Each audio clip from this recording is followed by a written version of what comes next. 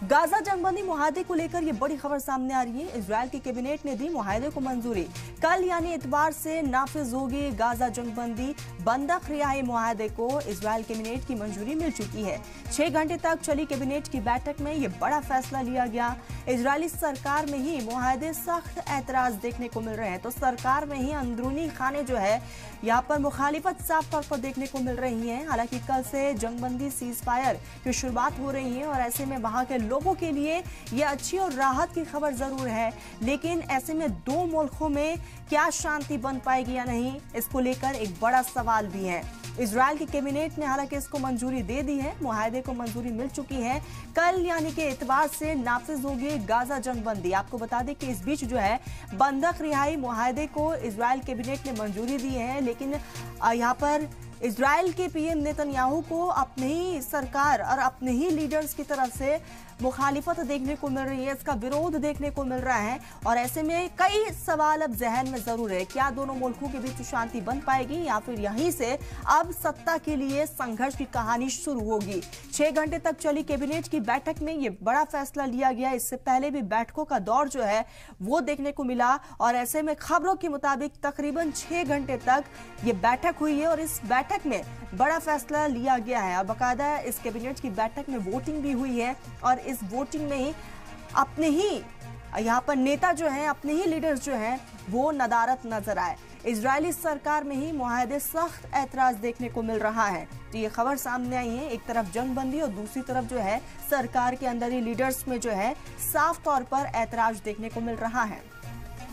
तो Israeli cabinet ने Gaza जंगबंदी और बंधक रिहाई मुआहदे को मंजूरी देने के लिए वोटिंग की, जिससे इस बात को लेकर गैर यकीनी का दौर खत्म हो गया है कि क्या ये जंगबंदी इस हफ्ते के आखिर तक अमल में आएगी। वजीर आजम बेंजामिन नेतन्याहू के दफ्तर ने कहा कि सरकार ने बंधक वापसी स्कीम की हिमायत की है और हमास के साथ जंग रोकने का मुआहदे इतवार को नाफिज होगा। यहाँ पर जुमे को सिक्योरिटी कैबिनेट की तरफ से मुआहदे को मंजूरी दिए जाने के बाद पूरे इजरायली कैबिनेट ने हमास के साथ मुआहदे की हिमायत में वोटिंग की। रिपोर्ट के मुताबिक 24 वज़ूरा ने मुआहदे की हिमायत में वोटिंग, जबकि उनमें से 8 ने समझौते की मुखालिफत की है। लिकुड वजीर डेविड एम्सलेम और एमिचाई चिकली उन 8 कैबिनेट मेंबरान में शामिल थे जिन्होंने समझौते के खिलाफ वोटिंग की है, जबकि कम्युनिकेशन के वजीर शलोमो कैरी जो वजीर आजम नेतन्याहू के लिकुड पार्टी से ही हैं वो मौजूद नहीं थे। शिद्दत पसंद लीडरान इतामिर बैन गिवर और यित्ज़हाक बसुरलॉफ ने इस मुआहदे की मुखालिफत की है।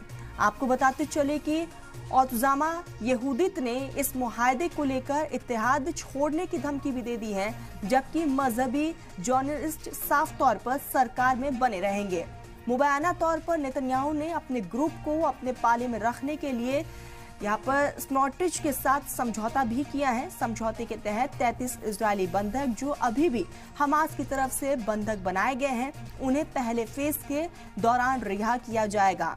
आपको बता दें कि एक्सचेंज के मुताबिक वजारत इंसाफ ने इतवार से रिहा होने वाले 95 फिलिस्तीनियों की लिस्ट पब्लिश कर दी है। इनमें 69 खवातीन, 16 मर्द और 10 नाबालिग शामिल हैं।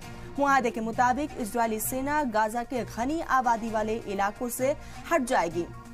बेघर फिलिस्तीनी अपने घर को लौटना शुरू कर देंगे और सैकड़ों इमदादी गाड़ियों को इलाके में जाने की इजाजत दे दी गई है। परमिशन अब गाड़ियों को मिल चुकी है। आपको बताते चले इससे पहले रोक थी, लेकिन अब परमिशन दे दी गई है। दूसरे फेज के लिए बातचीत 16वें दिन शुरू होगी, जिसमें बाकी बचे हुए बंधकों को रिहा किया जाएगा और गाजा पट्टी से पूरी इजरायली फौज वापस लौट जाएगी। जबकि तीसरे और आखिरी फेज में गाजा को दोबारा बसाने और बाकी बंधकों की लाशों को वापस लाना शामिल होगा।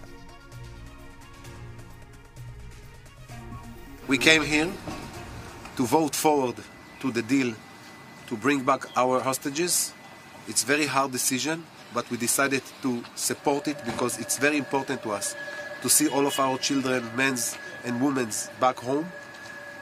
We hope that in the future we will be able to finish the job in Gaza